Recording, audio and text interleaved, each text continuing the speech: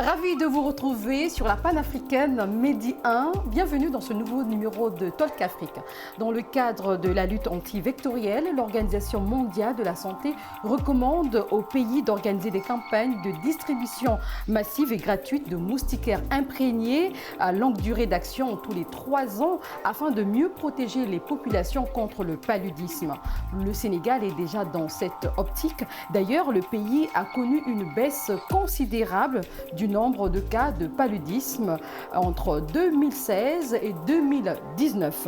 Le ministère de la Santé et de l'Action sociale du Sénégal a adopté 3 plans nationaux pour l'élimination du paludisme au Sénégal. Il s'agit du plan de plaidoyer pour l'élimination du paludisme, du plan d'accélération vers l'élimination et du plan de gestion des résistances des vecteurs aux insecticides pour la période de 2022-2025. Le Sénégal rend-il vers l'élimination du paludisme sur le territoire? On en parle. 2 invités sur ce plateau. Nous recevons Dr Fatimata One, médecin spécialiste des maladies infectieuses et tropicales et en santé publique. Merci d'avoir accepté notre invitation. Bonjour, merci de l'invitation. En face de vous, nous avons le docteur Doudou Sène, médecin en santé publique et coordonnateur du programme national de lutte contre le paludisme. Merci à vous également. Mais c'est nous qui vous remercions et je salue tous les téléspectateurs des médias.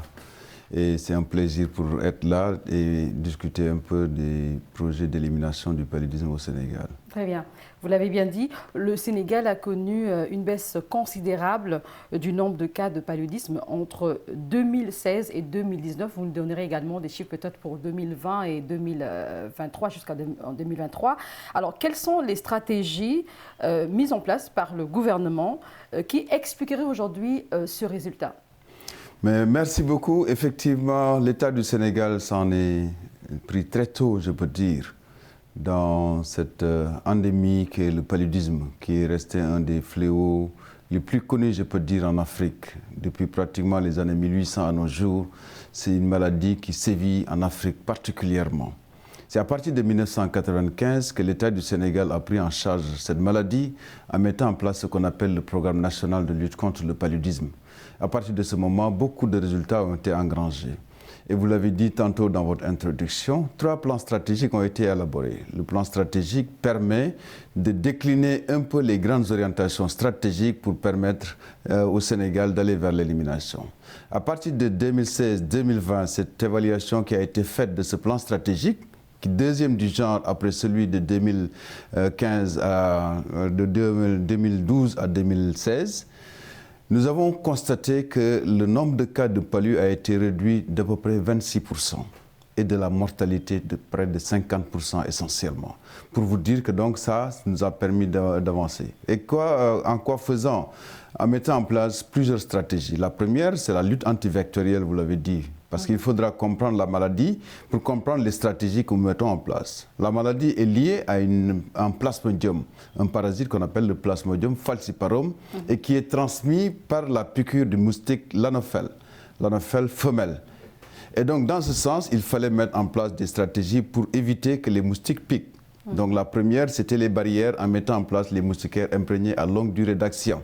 Raison pour laquelle, comme vous l'avez dit, l'OMS a adopté cette stratégie de couverture universelle en moustiquaires imprégnés. Et nous, depuis 2012 à nos jours, chaque 3 ans, nous menons cette grande campagne. La dernière en date, c'est en 2022 que nous avons fait cette grande campagne de distribution de moustiquaires, avec plus de 8 millions de moustiquaires qui ont été distribués. En plus de cette stratégie de lutte antivectorielle par rapport aux moustiquaires, nous avons ce qu'on appelle les aspersions intradomiciliaires qui visent à tuer carrément les moustiques responsables par l'aspersion de produits d'insecticides dans les maisons. Ça, c'est la deuxième des grandes stratégies sur la lutte antivectorielle. Il y a la lutte antilarvaire également qui est de rigueur, mais qui n'est pas très bien appliquée. C'est juste la destruction des justes larvaires ou bien l'application de larvicides dans les étangs d'eau. D'accord. Alors, vous l'avez entendu, hein, le gouvernement sénégalais fait de son mieux pour éliminer le paludisme sur son territoire. Que pensez-vous justement de ces efforts, avant même de parler de prise en charge? Ok, en tout cas, je pense que l'État du Sénégal a eu à mener beaucoup d'efforts notamment dans le cadre même de la prévention primaire même de cette pathologie, qui est primordiale, et je pense que c'est ce qui nous a permis d'avoir tous ces résultats que nous observons actuellement. Et je pense en plus même de ces stratégies préventives non médicamenteuses, il y a également les stratégies médicamenteuses qui sont proposées à la population. Mais également, moi, je trouve quelque chose qui est très important, c'est l'approche communautaire qui est utilisée et qui nous a très beaucoup aidé dans la lutte contre cette pathologie. D'accord. Toujours avec vous, il est possible de prévenir le paludisme en évitant les piqûres de moustiques et en prenant des médicaments, c'est-à-dire suivre son traitement. Tout à l'heure, il a abordé un peu les causes et il y a aussi le vecteur. Alors, dites-nous comment se passe en fait cette prise en charge au Sénégal. Je rappelle que vous travaillez, vous exercez à l'hôpital Dalal Diam de Guédiawaye, dans la banlieue dakaroise. On va parler de Dalal Diam tout à l'heure, mais de façon générale, comment ça se passe au Sénégal? Ok, bon, il y a quand même des protocoles de prise en charge, des procédures qui sont proposées par le Programme national de lutte contre le palu, qui nous permettent de prendre en charge le palu, quelle que soit la forme clinique. Bon, en tant que praticienne hospitalière, il faut savoir qu'à l'hôpital, nous recevons plus des formes graves de palu. Bon, cela ne veut pas dire que nous n'avons pas des formes simples, parce qu'essentiellement, nous avons les formes simples de paludisme, c'est-à-dire qu'il n'y a aucun critère de gravité qui est identifié, que tous les praticiens connaissent. Et ces patients sont pris en charge par les combinaisons thérapeutiques à base d'artémisine. Et ils sont la plupart du temps pris en charge au niveau périphérique, c'est-à-dire au niveau des postes de santé, au niveau district. En sachant qu'il y a quand même des cas simples qui nous viennent à l'hôpital. Maintenant, quand il y a des critères de gravité qui s'ajoutent à cette forme simple de paludisme, ces patients sont pris en charge au niveau hospitalier en utilisant ce qu'on appelle les dérivés de l'artémisine, notamment l'artésunate, que nous utilisons pour le traitement de ces formes graves de paludisme au niveau hospitalier. Donc, essentiellement, ce sont les protocoles de prise en charge un peu résumés que nous avons ici. Ça, c'est la prise en charge curative. C'est différent de la prise en charge préventive, notamment le traitement intermittent qui est proposé aux femmes enceintes, la chimioprophylaxie qui est proposée dans les zones de forte transmission également, qui consiste à leur donner des médicaments, mais dans le but de prévenir le palu. Docteur Sène, est-ce que cette prise en charge est gratuite au Sénégal? Effectivement, pour l'ensemble la prise en charge du palu, tout est gratuit par l'État du Sénégal, grâce également à l'appui des partenaires tels que l'USAID, le Fonds mondial, mais également la Banque islamique de développement. Mais je voudrais revenir également sur la prévention, comme il l'a dit, la chimioprévention saisonnière du paludisme qui se déroule dans à peu près 4 régions et à peu près 19 districts. Et régulièrement, à partir du mois de juin, nous donnons nos médicaments à ces enfants âgés de 3 mois jusqu'à 10 ans. Et pour la femme enceinte, c'est le traitement préventif intermittent qui permet de protéger les femmes contre le paludisme. D'accord.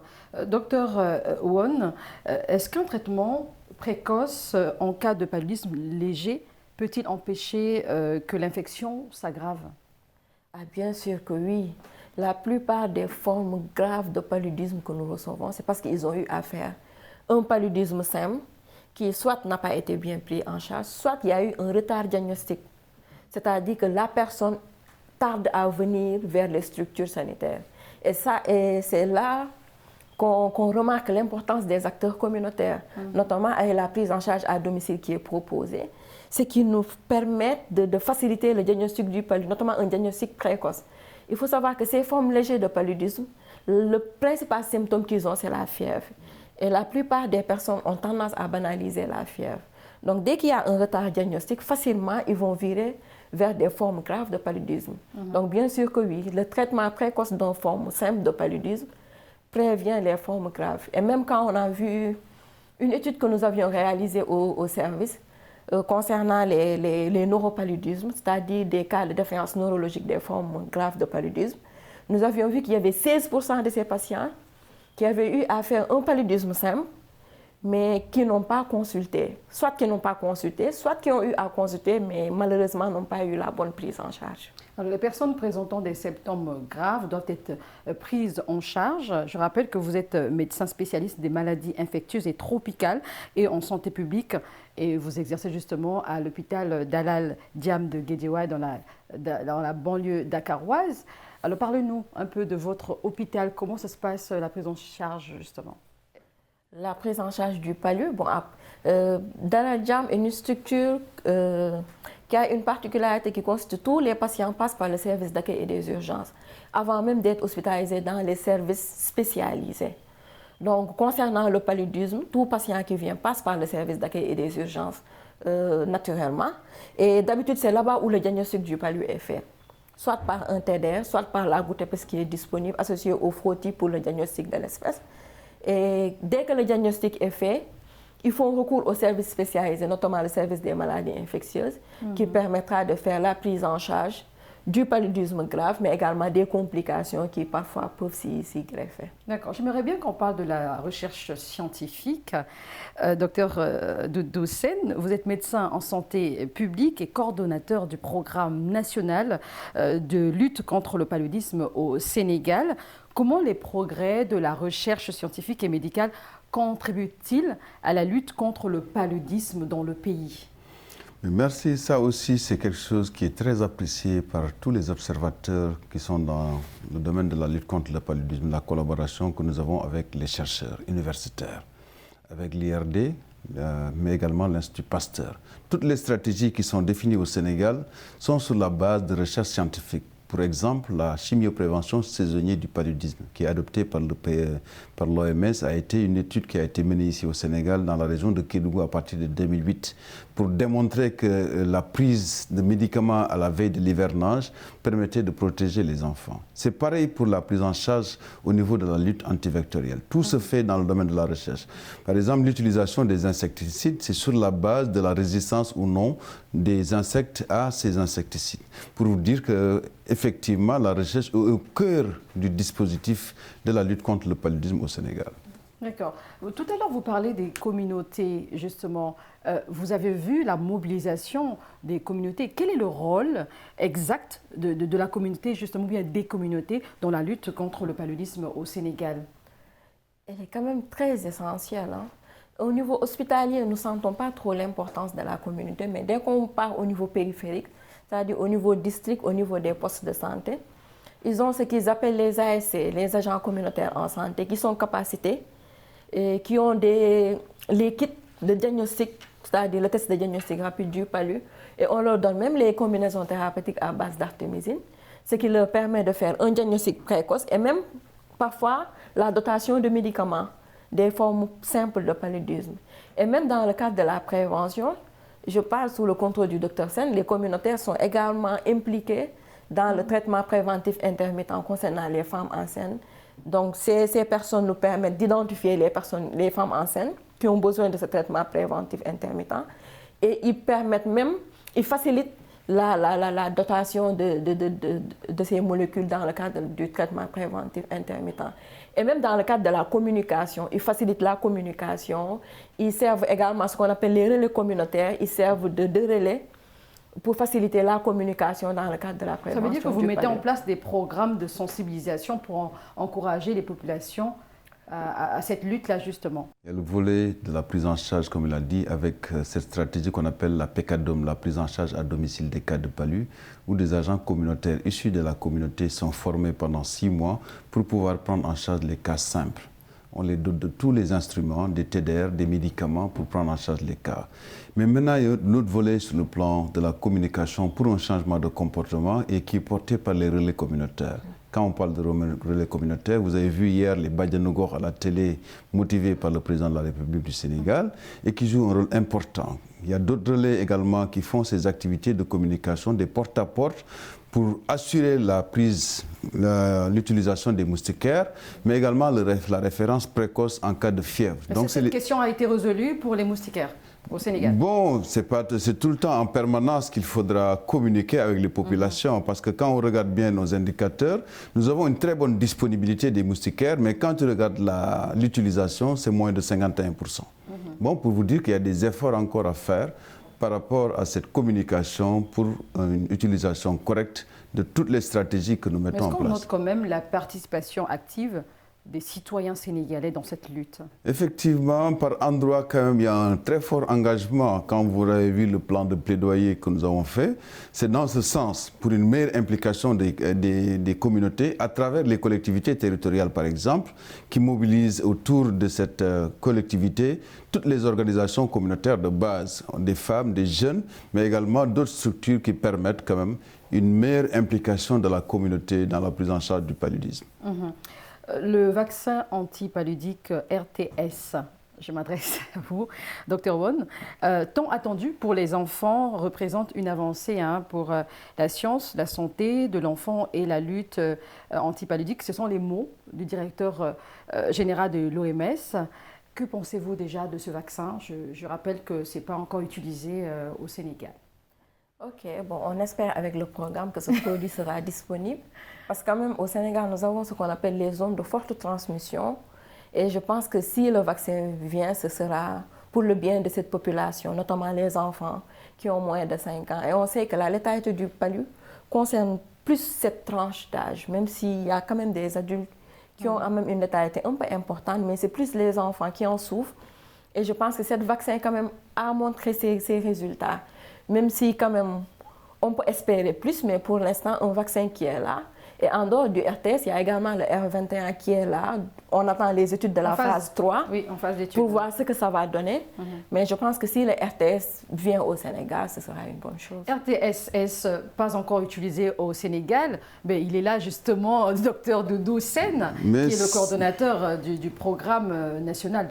C'est effectivement une très bonne nouvelle pour l'Afrique d'avoir un vaccin qui va contribuer, selon les études qui ont été menées, à réduire de 30% la charge de morbidité et de 40% les cas graves. Donc si toutefois l'État du Sénégal décide de l'introduire, ce sera une bonne chose. Mais pour le moment, l'OMS a fait une stratification et une priorisation des pays.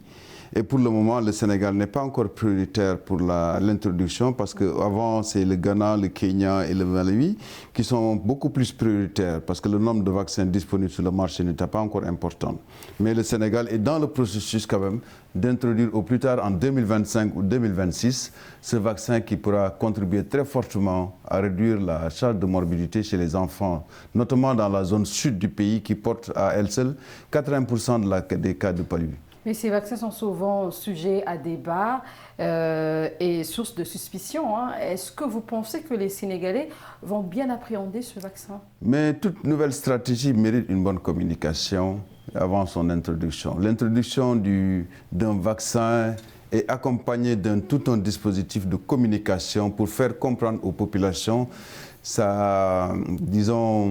son efficience et son innocuité, c'est-à-dire qu'il n'est pas très dangereux pour les populations parce que déjà été expérimenté dans 3 pays avec plus de 2 500 000 enfants qui ont été vaccinés et qui pratiquement il y a exceptionnellement des cas graves d'effets secondaires qui ont été notés. Donc il suffit de communiquer correctement avec les populations pour pouvoir adopter cette stratégie. Dr Won, le Sénégal fait partie des pays, on peut parler des pays tropicaux. Et à Dakar, vous me direz, si c'est le contraire, il n'y a pas trop de moustiques, c'est plutôt dans d'autres régions. Comment ça se passe justement? Est-ce que c'est pareil pour la prise en charge? Est-ce qu'il y a des stratégies que vous mettez en place où on voit beaucoup plus les pays, les régions, pardon, au sud du pays, je veux dire, par rapport à Dakar? Ok, en fait, la prise en charge curative est la même. Donc la différence se fait plus. Quand je dis curative, c'est-à-dire les formes simples et les formes graves. Bon, sachant que ceux qui sont en zone de pré-élimination, il y a une molécule qu'on peut proposer, la primaquine, qui peut éliminer les gamétocytes. Mais je pense que la différence est plus au niveau de la prévention. Par exemple, la chimioprophylaxie, qui concerne plus ces zones de forte transmission, notamment la partie sud, un peu le centre, Kaolack et Diourbel, qui bénéficient plus de cette chimioprophylaxie saisonnière du paludisme chez les enfants. D'accord. Et si le vaccin arrive au Sénégal, vous pensez qu'il y aura des régions prioritaires? Naturellement, oui. Naturellement, oui. Je parle sous le contrôle du programme, mais quand on voit que les prévalences ne sont pas les mêmes, donc naturellement, il y aura des zones prioritaires. Docteur Sène, quelles seront ces régions prioritaires? Ce sera effectivement la région de Kédougou, la région de Kolda et la région de Tambacounda, et particulièrement dans la zone de Saraya, qui est à la frontière avec le Mali, qui a des incidences qui tournent autour de 700 pour 1000 habitants, la plus élevée, alors que la moyenne nationale est à 31 pour 1000. Et donc, pour vous dire que déjà, nous sommes en train de réfléchir les zones d'implémentation. Ce sera essentiellement dans la région de Kédougou et la région de Kolda, qui sont au sud-est du pays. D'accord, toujours avec vous, Dr Sène. L'OMS veut éliminer le paludisme dans 35 pays au moins d'ici à 2030. Et le Sénégal déjà fait beaucoup d'efforts, on l'a dit au début de notre émission. Je voudrais savoir quels sont les prochains objectifs et les plans d'action du gouvernement sénégalais pour atteindre l'élimination totale du paludisme. En tout cas, notre objectif, c'est à l'horizon 2030, comme l'a fixé l'OMS. Pour le moment, nous venons de valider sur le plan politique notre plan d'élimination, l'accélération vers l'élimination du paludisme, et qui comporte essentiellement les stratégies que nous avons l'habitude de faire, mais qui nécessite également une forte mobilisation de tous les acteurs, que ce soit de la communauté, que ce soit du secteur privé, pour le financement, parce que la lutte contre le paludisme coûte excessivement cher. Et donc, du coup, quand nous regardons bien la cartographie actuelle, sur 79 districts, plus de la moitié sont dans la phase de pré-élimination. C'est-à-dire, quand tu prends 1000 habitants, il y a moins de 5 personnes qui font le palu dans l'année. C'est essentiellement dans la zone nord du pays, Saint-Louis, Louga, Matam, la région de Thiès, une partie de la région de Fatick, et même de Dakar et de Ziguinchor, qui sont tous dans le vert. Le rouge, le jaune, c'est ceux qui sont entre 10 et 15 pour 1000 habitants. Et la zone sud du pays où nous avons des prévalences qui peuvent atteindre, l'incidence qui peut atteindre plus de 700 pour 1000. Donc pour dire que si on gagne la bataille dans la zone sud-est, que le Sénégal sera certainement au rendez-vous en 2030. Mais il nous faudra vraiment une forte mobilisation de la communauté, mais surtout des financements beaucoup plus accrus pour permettre à ce pays. Parce que d'autres pays l'ont fait. Actuellement, le Cap-Vert est pratiquement sur la phase de certification. Donc récemment, il y avait l'Algérie, la Chine vient d'être certifiée en 2021. Donc pourquoi pas le Sénégal? Et je sais que les observateurs et tous les acteurs qui sont dans le domaine de la lutte contre le palu pensent que le Sénégal peut atteindre cet objectif. Voilà. Et justement, pour y arriver, il faudrait un personnel qualifié. Est-ce que déjà, ces personnels-là, on va dire le personnel est déjà, la prise en charge est là, c'est vrai, mais est-ce qu'il y a un renforcement des capacités, je veux dire? Pour vous dire que nous organisons régulièrement des sessions de formation sur toute la chaîne au niveau du système de santé, que ce soit des médecins-chefs de district, les médecins-chefs, les hospitaliers, ceux qui sont dans le secteur privé font l'objet permanent de formation. Actuellement, nous sommes à des milliers d'agents de santé qui ont été formés avec l'appui du Fonds mondial et de l'USAID. Et depuis toujours, nous formons. Récemment, nous avons une session de formation avec les services militaires de l'armée parce qu'il faut contribuer à la prise en charge. Donc, nous les formons en cours de paludologie qui comporte le volet prise en charge, mais également le volet prévention, mais également de suivi-évaluation, parce qu'il faudra collecter les données, les transmettre pour pouvoir suivre ce qui se passe. Docteur Won, un mot? Effectivement, je pense que c'est ce qu'il a dit, les formations sur le paludo que nous, hospitaliers, on connaît. Et je pense que c'est une stratégie qu'il faut maintenir, mais également l'élargir, je pense, au niveau périphérique. Et même au niveau hospitalier, il y a toujours des sessions de formation qui sont faites pour toujours améliorer la prise en charge des patients. D'accord. Et comment ça se passe justement là où vous exercez, à l'hôpital d'Al Diam? Ça se passe comment, le renforcement des capacités? Est-ce que c'est une fois le mois ou ça se passe comment? Bon, en dehors de ceux qui sont proposés parfois pour aller participer aux formations sur le paludo, c'est souvent lors des les staffs médicaux que l'on fait, ou bien ce sont des EPU qui sont organisés, des enseignements post-universitaires, toujours pour appeler le diagnostic, la prise en charge du paludisme, qui sont proposés dans les services. Et mettons dans des zones tropicales, par exemple, on va parler de l'Afrique centrale. Est-ce que vous voyez, docteur Sène, une large différence entre le Sénégal et quelques pays de l'Afrique centrale en termes vraiment de stratégie pour lutter contre le paludisme? Bon, les stratégies sont pratiquement universelles. C'est la lutte antivectorielle, c'est la prise en charge. Mais les approches peuvent différer en fonction des pays. Par exemple, en Afrique centrale, le nombre de cas est extrêmement élevé. Par exemple, quand tu vas au Congo, c'est 15 millions de cas par an. avec un territoire aussi large que 10 fois plus large que le Sénégal. Donc les stratégies peuvent différer quand même selon les approches. Et c'est pour cela que l'OMS a mis en place les pays high burden, high impact, et qui ont quand même des stratégies innovatrices pour contrôler. Parce qu'actuellement, nous avons juste une phase de préélimination, une phase de contrôle dans le sud. Donc qui est un peu différent selon les pays. Donc pour vous dire que l'exemple du Mali qui est là, qui a plus de 11 millions de cas, le Burkina Faso, les approches sont pratiquement les mêmes, mais c'est surtout dans la mise en œuvre qui diffère. C'est les moustiquaires, c'est la prise en charge, c'est le diagnostic, et essentiellement ça. Mais il n'y a pas de grande différence. Merci beaucoup pour toutes ces informations, ces précisions. Nous sommes arrivés à la fin de cette émission. C'est un réel plaisir de vous avoir sur ce plateau. Docteur Fatimata Ouane, vous êtes médecin spécialiste des maladies infectieuses et tropicales et en santé publique. Merci d'avoir répondu à nos questions. Merci pour l'occasion qui nous a été offerte. Très bien. Docteur Doudou Sène, vous êtes médecin en santé publique et coordonnateur du programme national de lutte contre le paludisme au Sénégal, on dira. Merci beaucoup à vous également. Mais merci pour l'invitation et merci à tous les téléspectateurs. Et à très bientôt. C'est la fin de cette émission. Merci à vous de l'avoir suivi. On se retrouve très bientôt sur Média. Surtout, prenez soin de vous et des autres.